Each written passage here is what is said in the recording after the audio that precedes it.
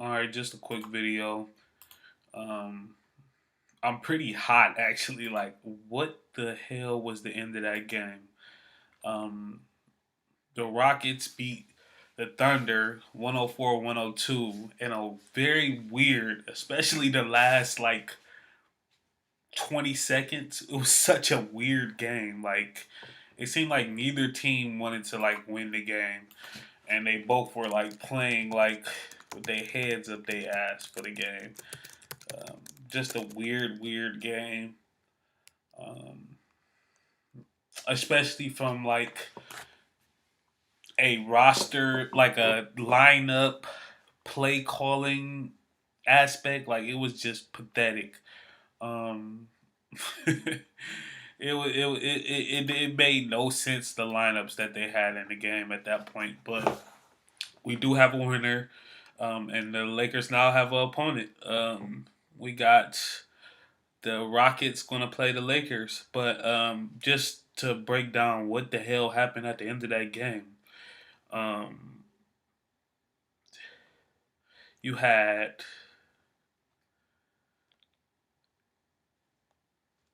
the it was so the it was a tie game. No, oh yeah, it was a tie game, 99-99.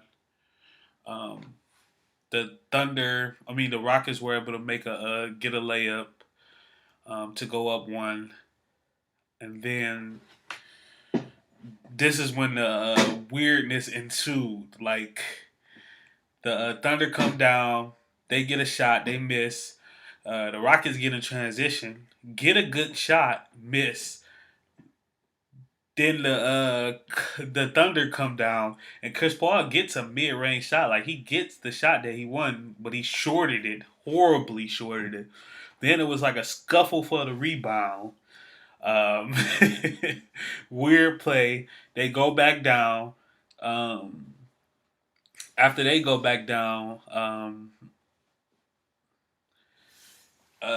Gordon, no, they go back down. Covington makes a three, and then Shea Gilgis ends up making a three. Then the Rockets get the ball. They go down. They do a play, and Russell Westbrook finds PJ Tucker in the corner, and you thinking, okay, this is a Tucker corner three. Like this is what he does. Blah blah blah. He passes it to the corner, and PJ Tucker actually makes the game winning, what will eventually turn out to be the game winning play, where he drives to the hole and shoots a floater in the lane, which was crazy.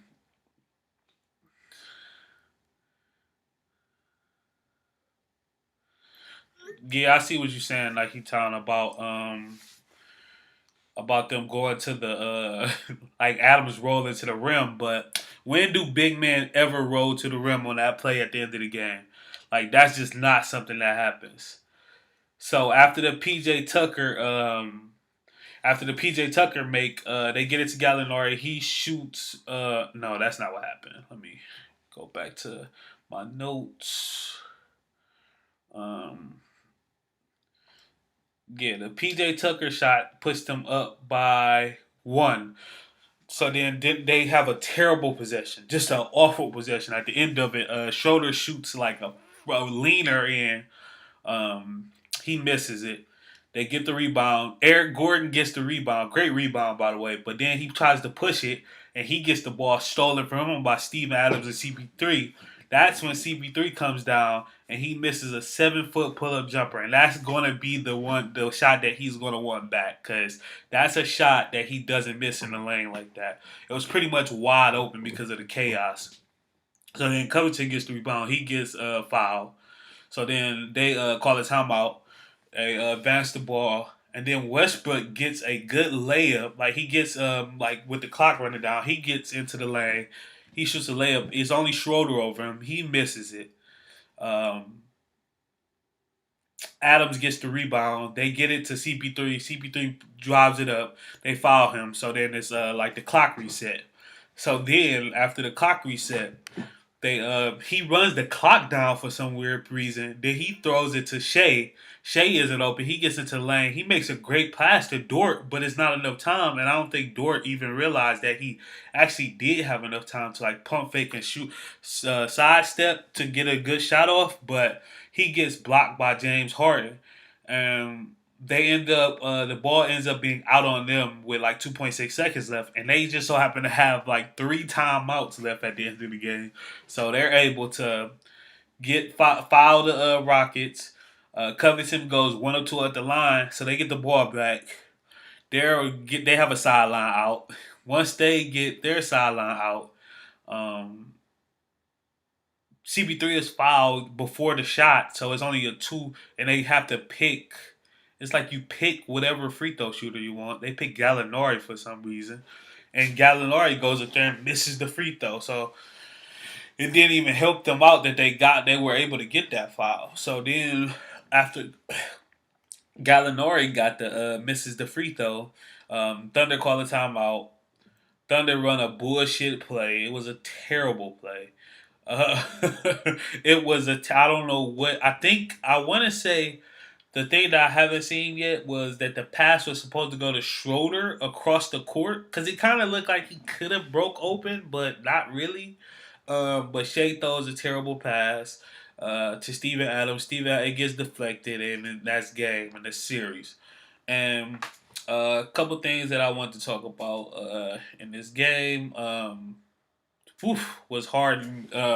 We might have found somebody that could actually stop Harden because Dort did a wonderful job on James Harden.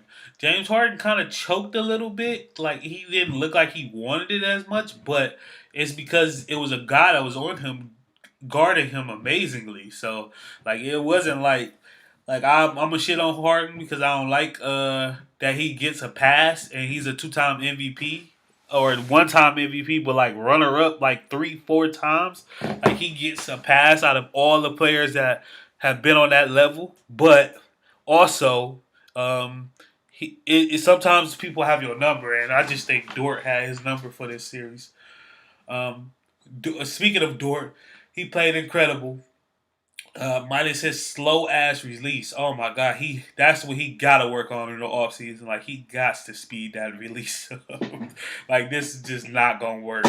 So he needs to speed up that release, get it going, get a little bit better at certain things. But he looks like he's gonna be a good player going forward. Um, Yeah, look like he gonna be a player going forward, and I like him a lot. Shea was okay, but he looked very chokish down the stretch. Like, he was like hot potato in the ball, and he didn't really want to take certain shots, and like shots that he's made all season. He did hit a big three, but he didn't play like his normal self. And hopefully, this is like a learning experience for him in order for him to be a little bit better. Like, um, yeah, hopefully this is a learning experience and everything, and he won't come back and make the same mistakes that he did in this and at the end of these games. Because if he would have played like up to his normal standards, I think they could have won the game as well. But then, yeah, I did see that though. He was they probably could have got the ball to Adams, but Adams didn't even cut toward the rim the first time. Like, I just didn't like Adams being out on the court in the first place. Like, he had been playing terrible. He misses so many layups. Like, oh my goodness, for a guy to be 7 foot with like a 7'5" wingspan, he cannot finish around the basket well. And that hurt them a lot in this series because it's like they were relying on him to be able to do things that he just couldn't do. Gallinari in the end killed the Thunder, like just flat out killed him. He was 2 of 6, but he just did nothing when he was out on the court but rebound. Like, no assists or 1 assist, no blocks, no steals. He was the biggest person on the court, and he just didn't have an impact on the game. Um, Again, like I said about Shea, he has to be better. His job was to score, be a scorer, and he only had 19 points. And he just wasn't. It wasn't that he only had 19 points. He just wasn't aggressive enough. He was able to hit his threes. Him and Dort and CP, they all like the Thunder as a whole. They hit their threes. It wasn't 3-point shooting that failed them. It was the fact that they had like no diversity in how they was going to score. Um, they played really good defense though. Like that's one thing. They played good defense, and I know. Again, I'm gonna shit on Harden. He was terrible offensively. He didn't look like he wanted the ball. He faded again in another big spot, but he did make 3 or 4 great plays down the stretch defensively. And Westbrook also, he was okay offensively, but he made great plays defensively down the stretch, and that just comes with like knowing the moment and everything. Covington was also big with his shooting. Um, he helped them out, and Jeff Green was also big as well. It's like Jeff Green and Covington were like the perfect players to come in and like help them out this year, which is wild. Like especially Jeff Green, like he he's found his niche, like guy that we're not expecting a lot from, but we can show up in big moments, like he did with the Cavs as well. So yeah, it's crazy. Um, all in all, it was a great game. Great atmosphere, like not atmosphere but like great, like on Twitter today. Like this was the one of the first times I felt like this was like a Twitter game. Like everybody was tweeting about this. Everybody seemed like they was watching it, which was dope. um yeah, shout out to CP3 though, man. Like that man is like he ain't gonna probably ever win a championship, and it's sad that he's not. But like that man deserves. We got to give him his flowers while he here, man. That man is a competitor. Like he had no that team had no business being in this game. Like if you look at the rosters and how the Rockets have been doing before they played them, and they played their ass off to play them. So shout out to CP3. He played great in this game. I didn't like his decision making on that last possession, but he played great. Like he can't do it all. Like he needed them to come through one last time for him. Specifically Gallinari, because he ain't do shit all game. So he needed him to come too. And Covington on the other end, he came through big 3-point shots. He's a great help defender. Like I don't think that's said enough. Like he's literally an all defensive help defender. Like that man is everywhere. And good job to Dort. Let's see if you can. Let's see what the Thunder go. Let's see if the Thunder young players can improve. I like Baisley. I like Dort. I like Shea, of course. Let's see what they look like next year. And Schroeder, shout out to you, man. You improved greatly as well, and he was able to just play better as a team, like in a team function. Like he was able to set guys up. He's just a better player this year. He learned a lot from CP3. I actually hope that CP3 can get to like a winning team, maybe the Heat, maybe the Lakers, somebody like that, so he can get like that chance to actually have a real shot at a championship. And then on to the Bucks and the Heat. What the hell? Like, what is there to say? Um, the Bucks are down 2-0, and their star player was good, but just not good enough. Like in these positions, you have to like take over. Like ain't no, oh, okay, we played good. I did my job. No, these are the moments where you have to really show like this is what it is. This is I'm gonna be a great player, and this is how you show it in these moments. And I just didn't see it from him. Like he didn't show it in these moments. Like he wasn't good enough. Um, Especially down the stretch, they have absolutely no half court offense. My God, do they not have a half court offense?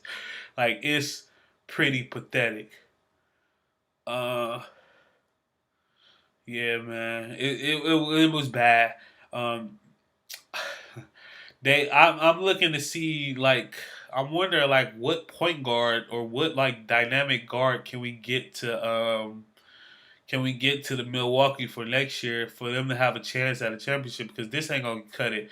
I still think this series may go 6 or 7 games, but they clearly aren't the favorite anymore. And the Heat, the Heat just have like one of those. They got one of those weird teams where it's like, it's like you don't expect as much of them, but when you actually look at their roster, they have a lot of good, like capable, competent players. Like they have a lot of guys that could do different things at work, and they got vets in there. They got the Iguodala's, your Butlers, your Dragic's that have been around the block and have seen different things. So, shout out to the Miami Heat. I definitely wasn't expecting this.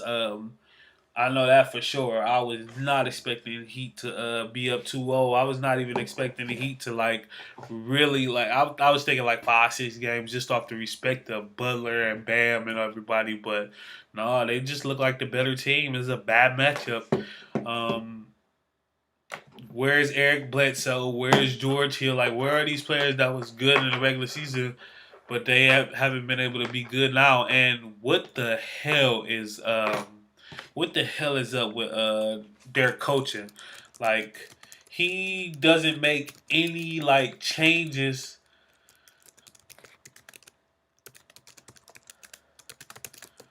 Yeah, he doesn't make any changes to what he does, and I hate that about certain coaches. Like certain coaches will not like change like up like what's going on and everything. Like he gonna run his games how he want to. He gonna do certain things like not playing guys 40 minutes a game. Um, what else? That bum ass drop coverage that they play. He's gonna keep running that. Um, Not going to like Giannis post ups or like at least giving Giannis the ball and isolating. Like I just don't like the way like they need somebody to come in and help them with their strategy and everything. If they're gonna keep Budenholzer, that's what his name is. They're gonna keep Budenholzer next year. He needs help on the like being able to like get different strategies and everything together. Like I don't know. I just they're missing something definitely though with the coaching and with the players. With the players, I think it's more so.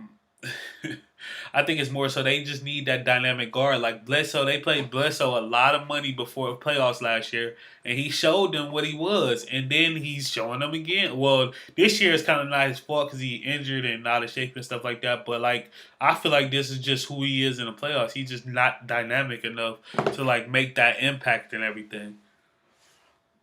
If you watching, can y'all comment for me? If you watching. But yeah, I just don't see it. I don't see it from him. I wish he was better than what he was, but I don't know. Um,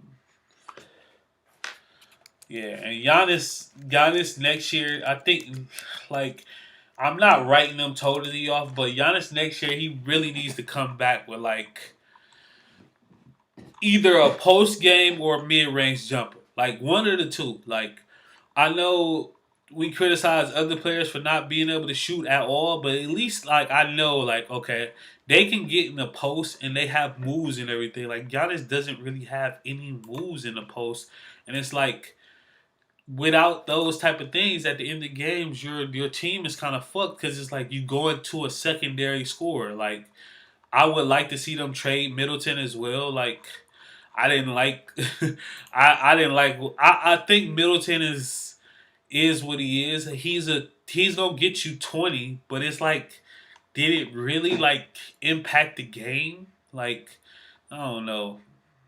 I don't know. Bless Lopez was pretty good down the stretch. Um, but yeah, I don't know. I just didn't like what I seen from. I haven't liked what I seen from this team. Um, and yeah, the Heat just got a lot of bodies to like just be able to do things. Shooters, they got slashers, they got athletes, they got vets. Like it's a good team. Like it's a really good team, and they're helped by not having to play on the road as well. Because they were a terrible road team during the regular season. So like that's even another thing that's even helping them out too that they're in this atmosphere. But the Bucks were the best regular season team this year. and they should be able to handle this type of team. This is. But yeah, that's all I got though for this night's games. Tomorrow we should have a game one tomorrow. Let me see. Let me look at the schedule for tomorrow. We should have game one and game three tomorrow. Yep. Game one Nuggets Clippers and game three of the Raptors Celtics. That's crazy. That series haven't even started yet, and we already gonna have a game three from one series, and then the game three is gonna lead into a game one of another series. Like that's wild. So the Eastern Conference Finals, I don't know how they're gonna do that, but there's a chance that the Eastern Conference Finals will start like a whole week in advance of the of the Western Conference Finals. Like that's wild, and that would give like that team some would say advantage, but I'm gonna say a disadvantage that they're gonna be off that long. But we'll see. Yeah, like, comment, subscribe, follow me on Twitter at SayTheTed, and please share this. Share and subscribe for me. I really need to get. I really want to get some numbers going on this. Get some more reach and everything, so I can start having that chat interaction when I on live. But I'm out.